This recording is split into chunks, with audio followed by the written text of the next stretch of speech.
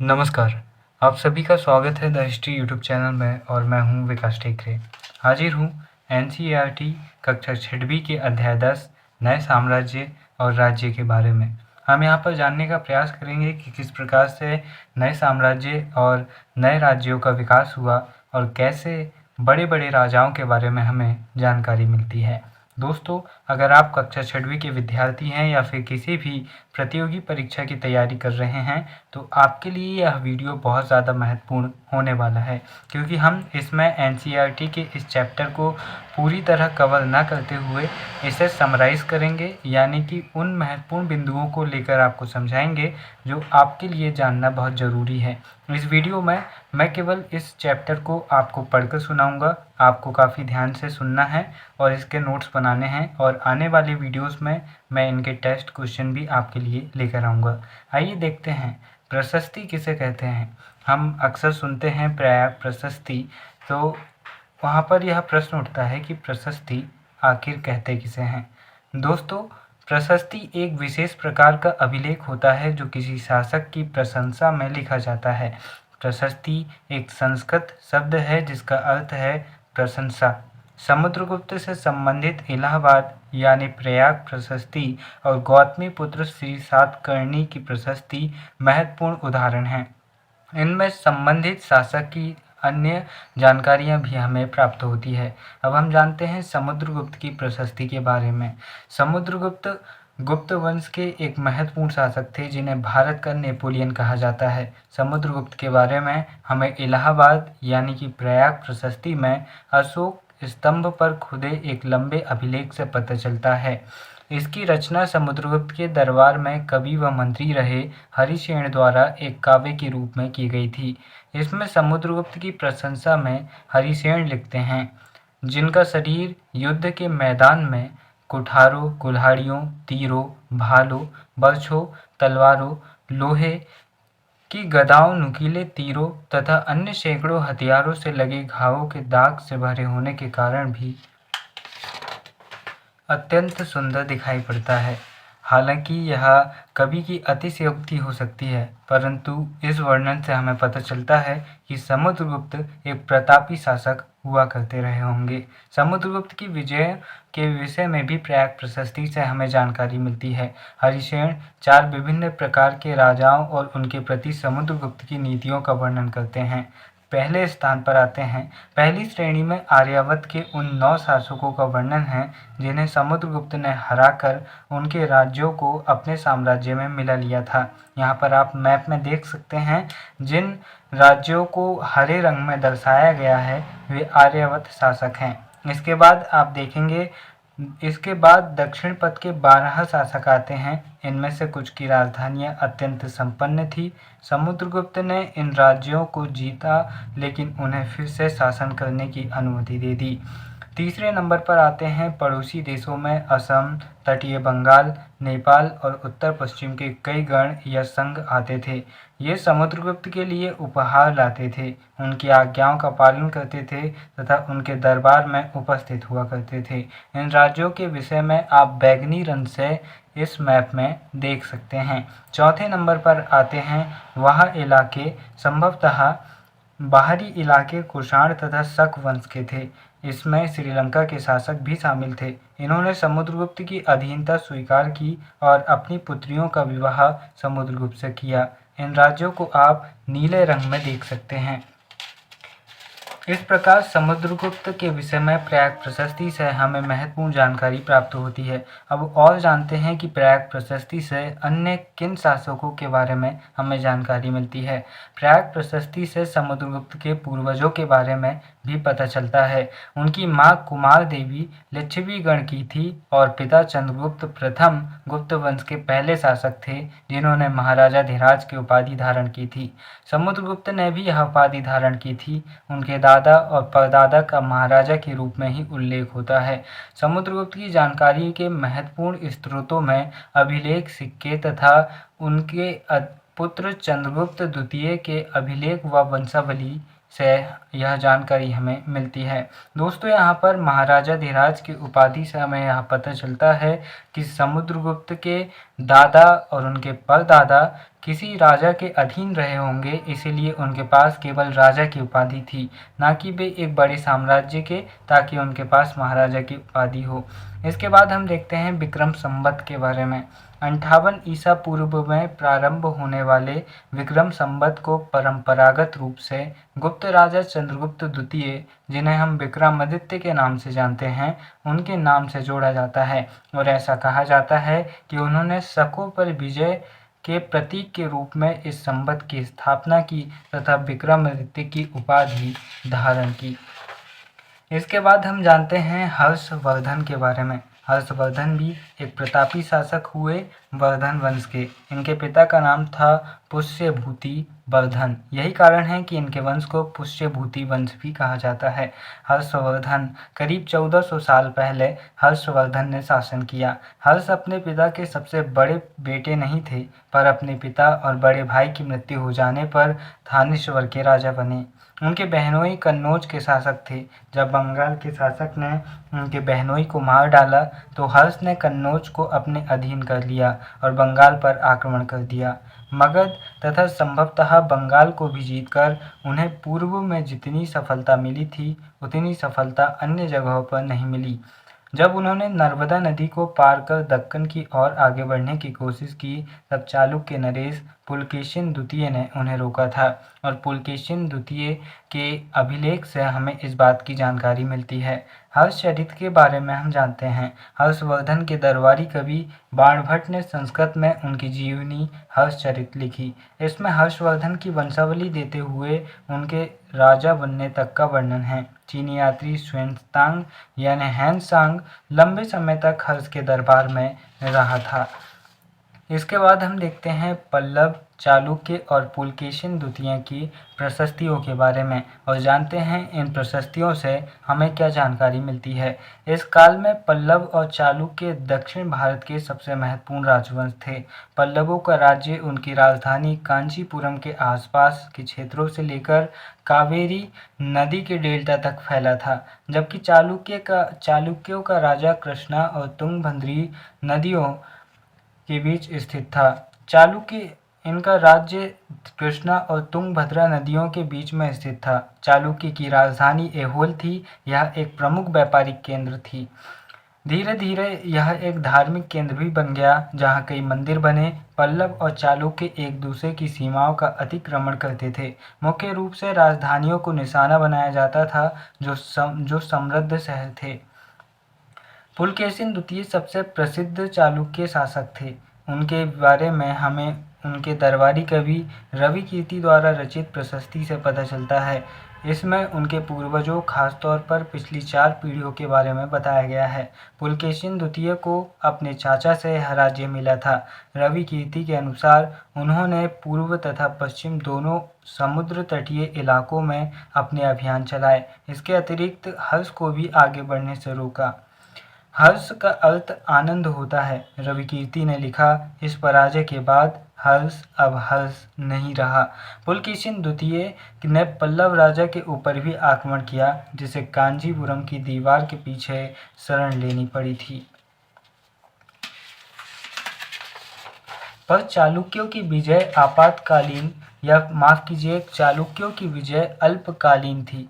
लड़ाई से दोनों वंश दुर्बल होते गए। पल्लवों और चालुक्यों को अंततः राष्ट्रकूट तथा चोल वंशों ने समाप्त कर दिया। इसके बाद हम देखते हैं गुप्त वंश का राज्य प्रशासन। साथ ही कई बार आपसे यह भी पूछा जाता है कि गुप्तकालीन प्रशासनिक व्यवस्थाएं बताइए, तो आप यहाँ पर से पॉइंट उठाकर वहाँ पर अनिवार्य रूप से लिख सकते हैं और अपने आंसर को बेहतर कर सकते हैं। आइए देखते हैं। पहले के राजाओं की तरह इन राजाओं के लिए भी भूमि का सबसे महत्वपूर्ण बना रहा। प्रशासन की प्रशासनिक इकाई गांव होते थे, लेकिन धीरे धीरे कई नए बदलाव आए। राजाओं ने आर्थिक, सामाजिक, राजनीतिक या सैन्य शक्ति रखने वाले लोगों का समर्थन जुटाने के लिए कई कदम उठाए। उदाहरण के तौर पर कुछ महत्वपूर्ण प्रशासकीय पद आनुवंशिक बन गए, अर्थात बेटे अपने पिता का पद पाते थे। जैसे कवि हरिशेन अपने पिता की तरह महादंडनायक अर्थात मुख्य न्याय अधिकारी थे।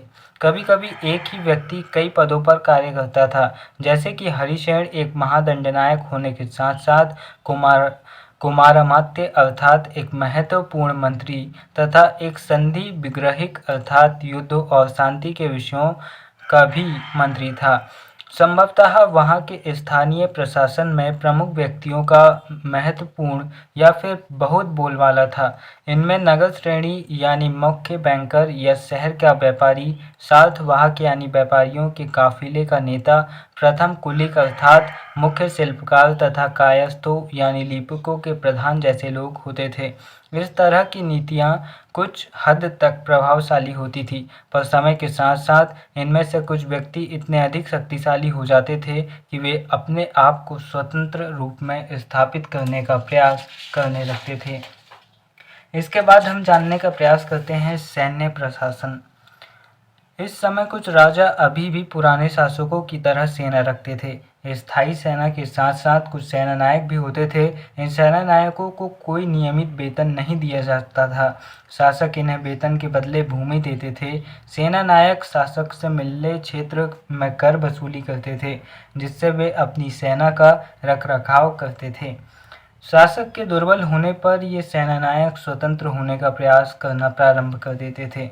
इसके बाद आइए देखते हैं दक्षिण के राज्यों में सभाएं। दक्षिण के राज्यों में सभाएं अर्थात प्रमुख संगठनों की क्या स्थिति थी। पल्लवों के अभिलेखों से कई स्थानीय सभाओं की जानकारी प्राप्त होती है। सभा ब्राह्मण भूस्वामियों का संगठन था। ये सभाएं उप समितियों के जरिए सिंचाई, खेतीबाड़ी से जुड़े विभिन्न काम, सड़क निर्माण, स्थानीय मंदिरों की देखरेख आदि का काम करती थी। जिन इलाकों के भूस्वामी ब्राह्मण नहीं थे, वहाँ उर नामक ग्राम सभा होने की बात कही गई है। नगरम व्यापारियों के एक संगठन का नाम था।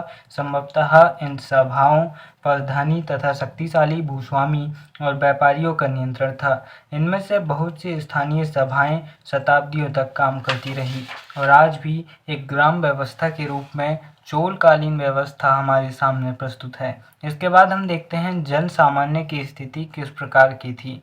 इस समय राजा और अधिकांश ब्राह्मण संस्कृत का प्रयोग बोलचाल के लिए करते थे, जबकि अन्य लोग व महिलाएं प्राकृत भाषा का उपयोग बोलचाल के लिए करते थे। कालिदास का प्रसिद्ध नाटक अभिज्ञान शकुंतलम से इसकी जानकारी मिलती है। कालिदास के इस नाटक में दुष्यंत नामक एक राजा और शकुंतला नाम की एक युवती की प्रेम कहानी है। चीनी यात्री फासियन यानी फाहियान लिखते हैं, जिन्हें ऊंचे और शक्तिशाली लोग अछूत मानते थे, इन्हें शहरों के बाहर रहना पड़ता था। अगर इन लोगों को शहर या बाजार के भीतर आना होता था तो सभी को आगाह करने के लिए ये लकड़ी के एक टुकड़े पर चोट करते रहते थे। यह आवाज़ सुनकर लोग सतर्क होकर अपने को छू जाने से या किसी भी प्रकार के संपर्क से बचाते थे। यानी कि हम कह सकते हैं कि इस समय पर छुआछूत और धर्म कुप्रथाओं से जकड़ना प्रारंभ हो चुका था। इसके बाद देखते हैं बाणभट्ट ने अभियान पर निकली राजा की सेना के विषय में लिखा है। राजा बड़ी मात्रा में साजो सामान लेकर यात्रा करते थे। रास्ते में पड़ने वाले नगरों के लोगों को उनका स्वागत करना होता था। वे दही, गुड़ तथा फूलों का उपहार लाते थे तथा जानवरों को चारा भी देते थे। वे राजा से भी मिलना चाहते थे ताकि उनको अपनी शिकायत बता सके, लेकिन पर राजा की सेना अपने पीछे विनाश और विध्वंस की निशानी छोड़ जाती थी। अक्सर गांव वालों की झोपड़ियां हाथी कुचल डालते थे और व्यापारियों के काफिलों में जुटे बैल इस हलचल भरे माहौल से डरकर भाग खड़े होते थे। बाणभट्ट आगे लिखते हैं, पूरी दुनिया धूल के गर्द में डूब जाती थी। यहाँ पर यह अध्याय समाप्त होता है। अब जानते हैं महत्वपूर्ण तिथि। गुप्त वंश की शुरुआत लगभग 1700 साल पहले हुई। वहीं हर्षवर्धन का शासन आज से 1400 साल पहले था। अब 2023 में 1400 माइनस कर सकते हैं, आपको हर्षवर्धन का समय पता चल जाएगा। इसके बाद उपयोगी शब्द देखते हैं। प्रशस्ति। प्रशस्ति का मतलब होता है प्रशंसा, किसी की प्रशंसा में लिखे गए लेख प्रशस्ति कहलाते हैं, क्योंकि प्रशस्ति एक संस्कृत का शब्द है। आर्यावत उत्तर भारत के राज्यों के बारे में कहा गया है। दक्षिणापथ दक्षिण के जो 7-8 राज्य हैं उनके बारे में कहा गया है। वंशावली, फिर अनुवांशिक पदाधिकारी, सामंत, सभा, नगरम।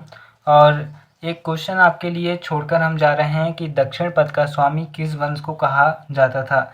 अब छोड़ना क्या है, पिछले जो चैप्टर था उसमें मैंने इस बात को बताया था कि सातवाहन वंश को दक्षिण पथ का स्वामी कहा जाता है। दोस्तों, इस अध्याय में हमने समझा चोल, चेर, पांडे, सातवाहन या फिर हर्षवर्धन के बारे में, गुप्त वंश के बारे में महत्वपूर्ण जानकारी हमें प्राप्त हुई। साथ ही हमें पुलकेशिन द्वितीय के बारे में भी महत्वपूर्ण जानकारी प्राप्त हुई। अब देखते हैं कि इस समय जो धार्मिक व्यवस्था थी वो किस प्रकार की थी। इसी समय मुस्लिम धर्म का जन्म हो रहा था। तो आइए जानते हैं मुस्लिम धर्म की क्या स्थिति थी। मरुभूमि होते हुए भी सदियों से अरब यातायात का एक बड़ा केंद्र था। दरअसल अरब व्यापारी तथा नाविकों ने भारत और यूरोप के बीच समुद्री व्यापार बढ़ाने में एक महत्वपूर्ण भूमिका निभाई थी। अरब में रहने वाले अन्य लोगों में बेदुइन थे, जो घुमक्कड़ कबीले होते थे। ये मुख्य रूप से ऊँटों पर आश्रित होते थे, क्योंकि यह एक ऐसा मजबूत जानवर है जो मरुभूमि में भी स्वस्थ रह सकता है। लगभग 1400 साल पहले पैगंबर मोहम्मद ने अरब में इस्लाम नामक एक नए धर्म की शुरुआत की। ईसाई धर्म की तरह इस्लाम ने भी अल्लाह को सर्वोपरि माना और एकेश्वरवाद में विश्वास रखा। दोस्तों, उनके बाद सभी को समान माना गया। यहाँ इस्लाम के पवित्र ग्रंथ कुरान का एक अंश दिया गया है। यहाँ पर लिखा है, मुसलमान स्त्रियों और पुरुषों के लिए, विश्वास रखने वाले स्त्रियों और पुरुषों के लिए, भक्त स्त्रियों और पुरुषों के लिए, दान देने वाले स्त्रियों और पुरुषों के लिए, उपवास रखने वाले स्त्रियों और पुरुषों के लिए, अपनी पवित्रता बनाए रखने वाले स्त्रियों और पुरुषों के लिए अल्लाह ने इन सब के लिए ही क्षमा और पुरस्कार रखा है। अगले 100 साल के दौरान इस्लाम उत्तरी अफ्रीका, स्पेन, ईरान और भारत में फैल गया। अरब नाविक, जो इस उपमहाद्वीप की तटीय बस्तियों से पहले ही परिचित थे, अब अपने साथ इस नए धर्म को भी ले आए थे। आपको यह जानना चाहिए कि अरब के बाहर विश्व की पहली मस्जिद भारत में बनी थी और वह थी केरल की चेरा मंजूमा मस्जिद। दोस्तों, इसके साथ ही इस्लाम के बारे में हम और जानते हैं तो इस्लाम का अर्थ होता है अल्लाह को समर्पण।